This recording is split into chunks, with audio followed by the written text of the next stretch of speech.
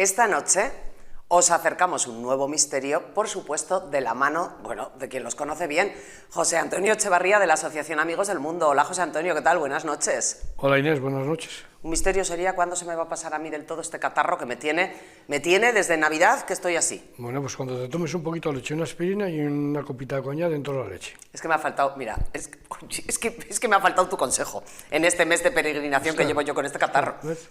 A mí lo del coñac no me lo había dicho nadie, lo de la leche calentita igual sí, pero lo del coñac... Pues niños, bueno, niños no tanto, ya un poquito mayores. Yo recuerdo a mi madre cuando estaba un poco resfriada, como casi todas las madres, un vasito de leche caliente, un poquito de coñac y una aspirina, con la misma a la cama a sudar, que sudabas que no veas. Hombre, dormirte o sea, que pruébalo, que te puede ir bien. Escucha, José Antonio, sudar no lo sé, dormir seguro. No. Aspirina con el coñac. Y sudar también, ya lo verás. Venga, pues lo probaremos, que eso no come pan. Un nuevo misterio, decía yo, que nos vas a acercar. Sí, Cuéntanos. vamos a hablar de un nuevo... Bueno, realmente quizás no le podemos calificar como tal misterio, sí como una leyenda, una mitología que se ha producido a raíz de una situación, de un proceso que existió en parte por la Inquisición. Vamos a hablar de Ana María García, la llamada Lobera de Llanes. Esta historia... Es una historia cántabra. No, Astur. Bueno, Llanes has dicho, perdón, Asturias. Astur. Bueno, pegado a nosotros, antiguamente podría ser sí, Cantabria, ¿no? Es una cosa nuestra. Exactamente. Esta historia de la lobera realmente se produce, bueno, era de un pueblo que era Bricia, pero que pertenecía a Llanes, ¿no?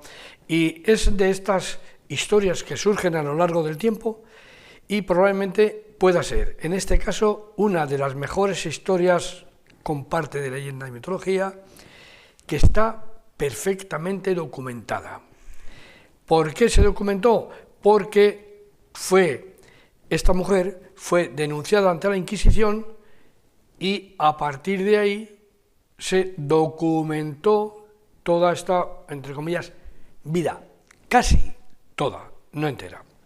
Hay que saber que esta Ana María era una mujer que se dedicaba en principio a hacer el bien y, lógicamente, por otra serie de circunstancias fue cuando termina de denunciar la Inquisición. Los loberos, o loberas, en un tiempo, diríamos que eran expertos de la naturaleza y que se les llamaba así porque podían ser considerados personajes que tenían un dominio sobre los lobos. Vale. Bien, entonces... Que igual eran un Félix Rodríguez del momento. Efectivamente, puede ser. ¿Y qué entendemos en realidad por una lobera? Se conocen precisamente vamos a llamar la profesión, por una serie de procesos que la Iglesia de aquellos momentos tuvo contra estos personajes. O sea, les tenía bajo control y, lógicamente, de vez en cuando pues les cogían de las orejas. Y, como acabo de decir, ¿en qué se caracterizaban estas personas? Pues en que podían manejar a su antojo muchas veces las manadas de lobos, con lo cuales eran pues temidos y, lógicamente, pues había miedo hacia ellos, tanto hacia ellos como a los lobos. Será un poco brujo, será un poco no sé qué, ¿no? Si conseguían manejar manadas de lobos. Claro, ten en cuenta que en aquellos tiempos, todavía hoy, el miedo que tenemos a los lobos, porque de hecho, fíjate las matanzas que están haciendo los ganados, cuando aquello que no había, los adelantos que hay hoy de escopetas y el nivel de ahora, pues lógicamente el miedo es mucho mayor. Pero, sin embargo, tendríamos que decir que solamente esa situación de poder manejar a los lobos se quedaría corto en nuestra explicación, porque la capacidad de convertirse en un lobero o lobera no estaba al alcance de cualquiera. Es decir, no todo el mundo podía ser, e incluso en muchas ocasiones, para algunas de aquellas personas, el ser un lobero o lobera era una desgracia. O sea, tener ese talento, ese don de manejar a los lobos se podía convertir. Hombre, si de repente actuaba la Inquisición, pues sí, mal. Claro, es que fíjate, precisamente por eso viene el tema de la Inquisición, porque en este concepto de lobero-lobera se entremezclan viejas tradiciones paganas, con lo cual pues ya estamos peleando con la Iglesia, lógicamente, como la de los hombres lobos. Cuando hablamos de hombres lobos, todos nos vamos a las películas donde un hombre se convierte en lobo, pero en este caso no es exactamente. no es eso. O sea, el lobero no era que se convirtiera en lobo, pero bueno, un poco las historietas, lógicamente, se han entremezclado, por eso hablamos de leyendas y mitologías, y se ha entremezclado todo. Decíamos que a veces, para estas personas, casi todo, muchas veces o la mayoría, proviene de una maldición más que de un deseo de ser ellos hombres lobos o mujeres lobos. ¡Ay, el catarro, que te lo estoy pegando! Eso es. Claro, no me he recuperado yo del todo, que todavía tengo aquí como carraspera, y esto se lo estoy pasando a José Antonio. Muchas personas, efectivamente, heredan, por decir alguna, ese don, pero para ellos es prácticamente como una maldición. Y todo ello es un proceso inquisitorial que lógicamente deriva pues, en lo que luego veremos. Vamos ahora a la historia o el inicio de la historia de nuestra Ana María. Amiga, por decirlo de alguna manera, Ana María. Ana María nace en el año 1623, hija de Juan García y Toribia González. Eran labradores de Posadas, del concejo, como dicen ahí, de Llanes. Hay algunas fuentes que recogen que Ana María era la 7ª hija, teniendo otras 6 hermanas. Lógicamente, era fundamental para convertirse en ese lobero o lobera, ser siempre la 7ª. Ah, sí, vale, sí. O sea, eso era claro. Bueno, yo creo que hemos visto en alguna película donde están buscando a un personaje que tiene que ser el 7º hijo para poder recibir todos aquellos parámetros y conocimientos que no se les exigía o no se les daba a los demás. Repito, el lobero tiene que ser, o lobera, el 7º hijo, para obtener el poder, o el contrario, como decíamos antes, más que poder, podría ser una maldición. Bueno, lo cierto es que la pobre Ana María no tuvo mucha suerte en sus primeros años de vida, ya que quedó huérfana a los 2 años. Era el ser más pequeño de la familia, porque fallecen sus padres y son sus 6 hermanas quienes la tienen que cuidar. ¿Qué ocurría? Que en aquellos tiempos era una carga tener una hermanita pequeña para poderla curar. ¿Qué hicieron? La dieron en adopción y pasó, desgraciadamente, por diferentes manos. Por una parte, cuando ella tenía 3 años, le fue entregada a Catalina Juárez y Juan García. Yo creo que de ahí viene el apellido de Ana María García. Luego pasa a una casa de hermano de Juan García. Posteriormente pasa a otro que es llamado Diego Soga hasta que cumpla los 7 años. ¡Ay, la pobre! Sí, en 5 años pasó por 3 casas. Efectivamente. Además de la suya. A los 14 años vivió en casa de un tal Francisco Soga, también, ¿no? Y posteriormente, con un corto espacio de tiempo, la obligan a casarse. Y quien se casa con ella la deja embarazada. Y ella, ante el sufrimiento, y como sabemos que no tenía miedo a los lobos, huye a Llanes. Y allí va a casa de otra parienta que se llama Toribia Sánchez. Ella conoce posteriormente un pueblecito que es Bricia, como hemos dicho antes, donde lógicamente ella se desplaza y conoce o entra en contacto con una señora que se llama Catalina. Esta Catalina era una bruja especial, más que bruja, yo diría que, como siempre hemos dicho, eran sanadoras y a quien les sanaba bien y a quien no les sanaba, pues las denunciaban ante la Inquisición, ¿no?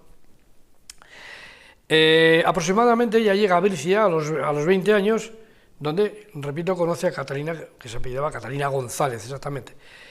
Una mujer que ya era muy famosa por todos aquellos ungüentos y artes que ella practicaba. Catalina no era cualquier bruja. Catalina, decían que era la encargada de reclutar jóvenes jóvenes adolescentes, lógicamente, para que acudieran a los aquelarres. Los aquelarres ya sabemos que es una palabra que viene derivada del euskera, pero que se ha mantenido ahí, incluso en el lenguaje español, para definir que era no las brujas, sino los encuentros que hacían las brujas, ¿no? Y ahí ella, Catalina, que tenía este grado especial, diríamos, dentro de las hechiceras que por todos los montes de Cantabria y de Asturias y Galicia pululaban, como ya conocíamos, ¿no? Aquel famoso dicho en Galicia que brujas haylas, pero hay que dar con ellas, ¿no? Exactamente. A ver las haylas. A ver las haylas. Según el proceso, porque claro, ya estos datos se han cogido del proceso de la Inquisición, sería ella, Catalina González, la encargada de enseñarle a Ana María todos los artes, ungüentos y, llamémosles, hechicerías que tenían para poder ostentar ese poder brujeril, vamos a decir, y poder, entre comillas, dominar a personas. Además, le transmitió también una serie de conocimientos, por lo que podemos decir que la había elegido como su aprendiz particular. Era la única que tenía. Había pasado muchas manos o muchas mujeres por estas manos, pero al final ella se queda con Ana María como su aprendiz. Como decíamos, la enseñó a preparar ungüentos, remedios para curar enfermedades, así como unas palabras secretas para convocar a los lobos y hacer que la obedecieran. Y estas palabras eran aquí 3, aquí 2 y aquí otros 2. Cuentan las crónicas, por lo que sabemos, ella llevaba 7 lobos, y ahí está documentado, y que ella ordenaba a los lobos y los lobos siempre lo obedecían. O sea, eso es lo que dicen las crónicas del Tribunal de la Inquisición, Pero ¿no? qué curioso, los lobos eran de diferente color, los 7 lobos, no eran todos iguales. Ella los llamaba con un silbido que Catalina le había enseñado, pero existía una desconfianza con los lobos, y ¿qué hacía? Previamente, antes de silbar, hacía un círculo de protección en el suelo y él se ponía en el centro. Bien, vamos a ver el primer vídeo. Posada, cerca de Llanes, Asturias, 1623. Nace Ana María García. En el seno de una familia muy extensa y pobre. Huérfana muy temprana, fue deambulando de casa en casa de diversos familiares, utilizada como sirvienta, víctima de todos los malos tratos imaginables, violada y embarazada en plena adolescencia. A la edad de 20 años, conoció a Catalina González, una vieja que tenía fama de bruja por aquel entonces, y quien, según Ana, le enseñó todo lo que sabía. A la muerte de su maestra, Ana María se convirtió en concubina nómada de pastores trashumantes y en víctima, de nuevo, de malos tratos. Su peregrinar con varones y ganados la llevó hasta tierras toledanas, donde su peculiar aspecto, sus costumbres, su lengua y las manifestaciones acaso de alguna más que probable enfermedad mental, en aquel entonces se confundía tan a menudo con posesiones diabólicas y con identidades hechiceriles, dieron alas a su fama de que tenía una extraña intimidad con los lobos y que podía capitanearlos a su antojo. Nos decías, José Antonio, que lo que cuenta un poco la historia leyenda es que ella iba siempre acompañada de 7 lobos, hacía un círculo, ella se ponía dentro del círculo, un círculo de protección, y llamaba a la manada de lobos. Exactamente. Bien, durante los años que vivió al lado de Catalina, lógicamente le dieron tiempo suficiente para prepararse y ser la sucesora de, vamos a llamarla la bruja principal, que en su lecho de muerte le entrega a Ana María una saya. ¿Una saya? Una saya, un mantón, una sí. capa, vamos a llamarle, que lógicamente tenía unas, vamos a llamar, propiedades. No se sabe, porque eso sí que no se recoge qué pasaba por la mente de aquella chica, pero a raíz de la muerte de su maestra sabemos que se desplaza a las montañas. En las montañas entra en contacto con pastores, con vaqueros, donde hace una vida más o menos nómada y se entremezcla con todos ellos. Y en esta tierra, en el proceso se llaman los vaqueiros, entra en las montañas y entra en aquellos bosques donde existía un gran número de animales, de ganado concretamente. y está por un periodo estacional, no se está siempre. Sabemos, o se dice que posteriormente, cuando termina ella ese proceso de estar por los montes y los campos, pues que a través de la Cañada Real ella llega a la meseta, pero previamente había llegado con los pastores hasta Covadonga. Allí no se sabe qué proceso hizo, pero ahí pasa para otros lados.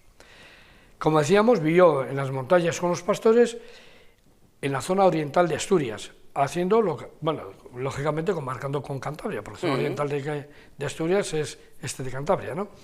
Y haciendo lo que había aprendido, y su fama fue grandísima, es decir, que ella ayudaba a quien la ayudaba, pero se vengaba de quien no la ayudaba.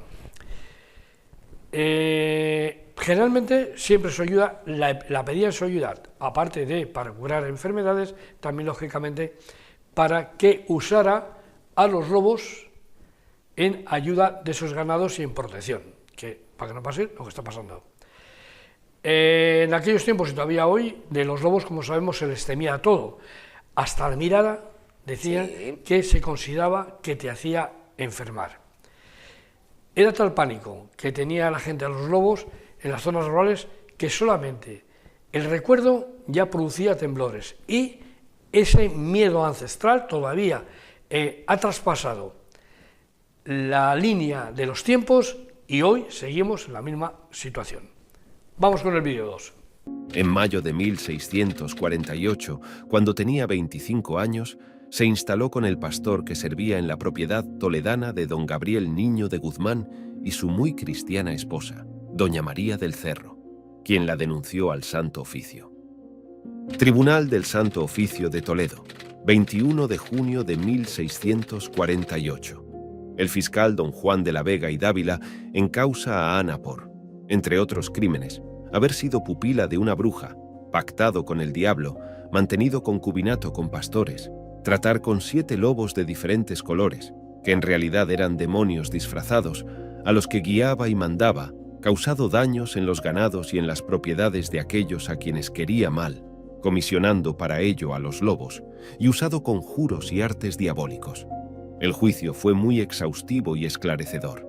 Ana confesó todo sobre su vida y sus supuestas artes con el diablo. Afirmó que su apodo, la Lobera, y su supuesto trato familiar con los lobos tenían su origen en una maldición paterna, porque sus hermanos habían abandonado a su padre, anciano y ciego, en el monte, para que fuera devorado por los lobos, y de aquello vino una maldición que se derramó sobre todo el linaje, sin distinciones.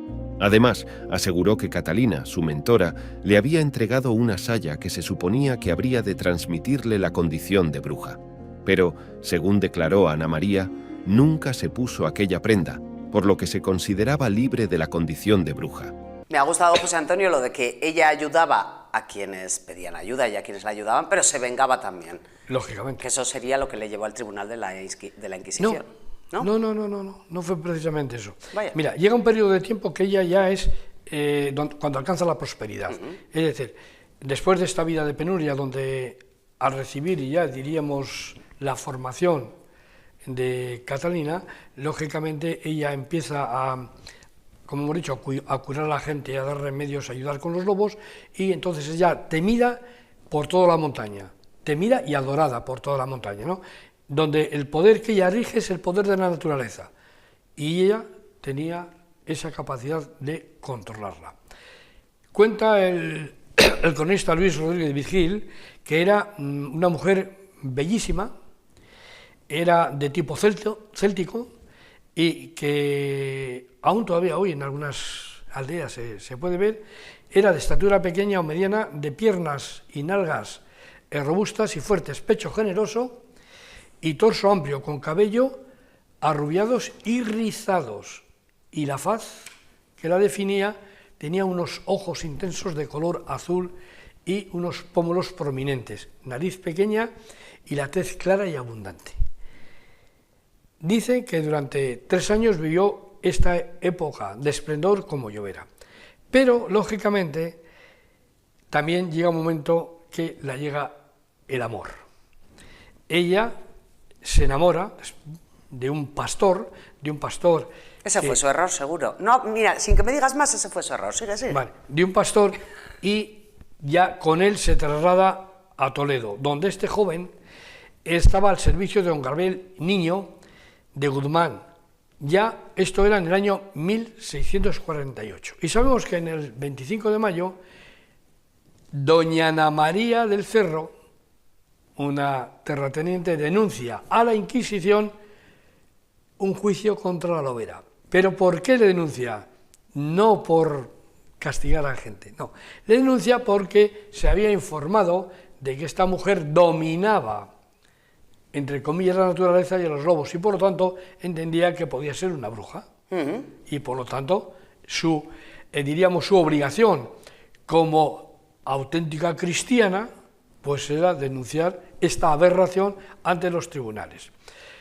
El Tribunal de Santo Oficio, lógicamente, se entera lógicamente por la denuncia y detiene a Ana María, a la que habían por otro momento estado investigando. Decía la acusación, más o menos, vamos a ser cortitos, que acusó criminalmente a Ana María García por otro nombre, la Llovera, no la Lobera, natural del lugar de Posadas, en el concejo de Llanes, Principado de Asturias, presa de cárceles secretas, decía. Y luego decía, pero olvida sus obligaciones ingrata y desconocida de tantos y singulares beneficios en ofensa a Dios nuestro Señor y contra su santa fe. O sea, no era por hacer mal a nadie, sino porque por el hecho de que hacía ungüentos, no sé qué, y dominaba a los lobos, pues era una bruja y por lo tanto íbamos a dibujarla. Bien, en la causa se ven 8 cargos, pero vamos previamente con el vídeo 3. Ana nunca llegó a pronunciar las palabras del conjuro, pues alegó que un gran mal sobrevendría a quien las escuchase. Esto no debió enfadar mucho a sus jueces, los que parecían que tenían cada vez más claro que estaban ante una persona mentalmente enferma. En su confesión, Ana pidió que el tribunal use con ella de misericordia atento, ha confesado y dicho la verdad como consta en sus confesiones, y que es una pobre mujer que ha sido engañada y promete no volver a más a ofender a Dios y procurar ser muy buena cristiana, y que si acordare de otra cosa lo dirá, y todo lo que lleva dicho es la verdad. So cargo del juramento que tiene fecho. Ahora, volvamos al principio. Toledo, 3 de agosto de 1648. La condena fue sorprendentemente benigna y más, sabiendo cuáles eran los castigos para ese tipo de acusaciones en la época. No hubo torturas ni pena capital. ¿Cómo verían física y mentalmente los inquisidores a la triste Ana María, que solo fue reprendida y enviada a un correccional en el que recibiría cristiana instrucción durante 4 meses? Sus huellas se pierden, con la última firma que quedó estampada en el acta de su proceso. Nunca se supo cuál fue su destino.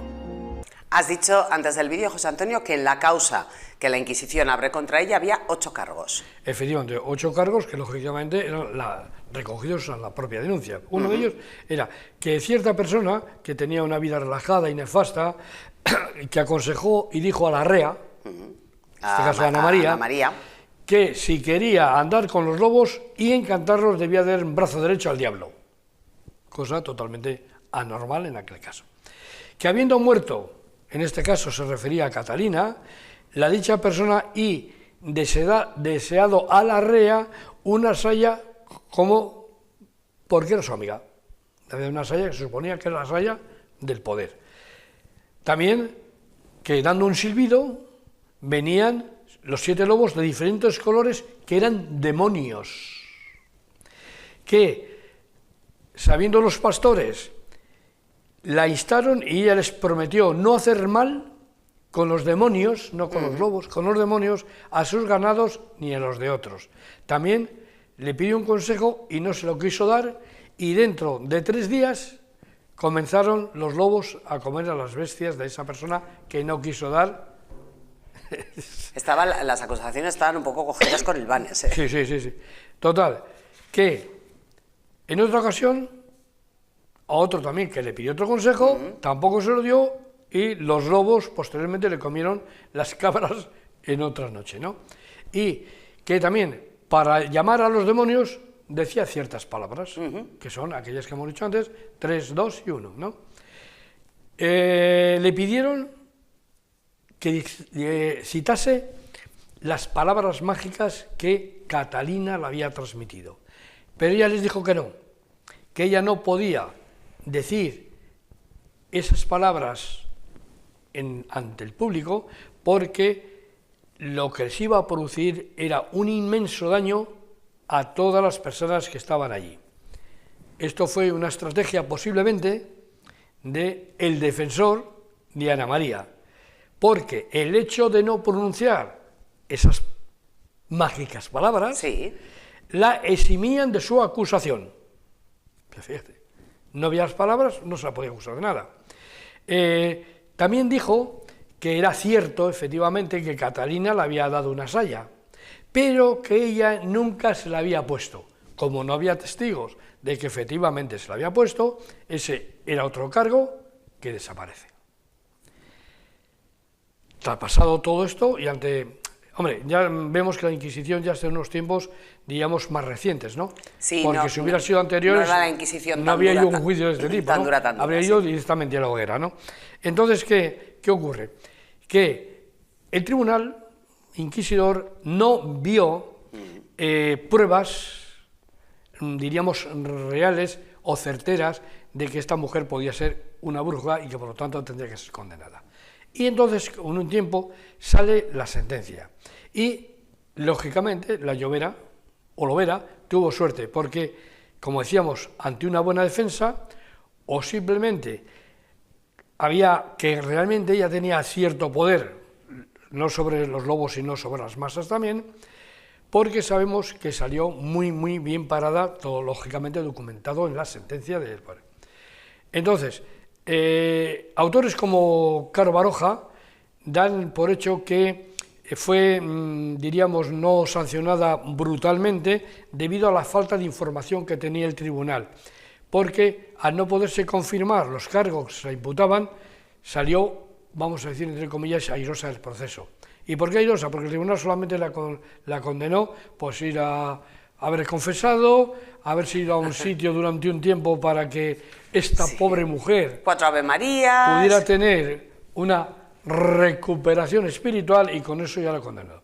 Pero bien, exactamente la sentencia salió el día 3 de agosto de 1641. Pero hay mucha documentación sobre este proceso de la Inquisición. Estaba muy documentado, claro, por eso se ha podido recoger. Que luego, y decíamos que hay por esa raíz de la sentencia, pues la sentencia fue reprendida, enviada a un lugar donde debía recibir cristianas instrucciones durante 4 meses, simplemente 4 meses.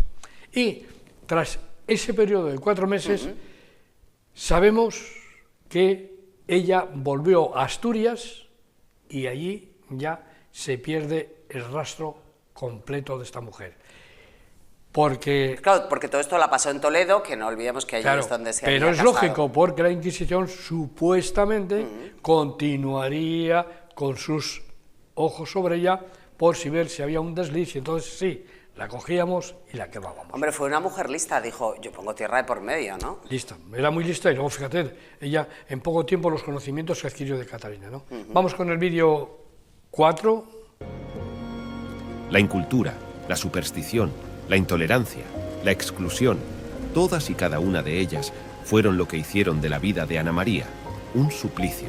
Ser mujer, pobre, hablar otra lengua, no tener casa ni familia, tener otras costumbres. Eran atributos que en aquella época no iban a permitirte tener una vida cómoda y agradable. No podemos saber si Ana María era una lobera o no.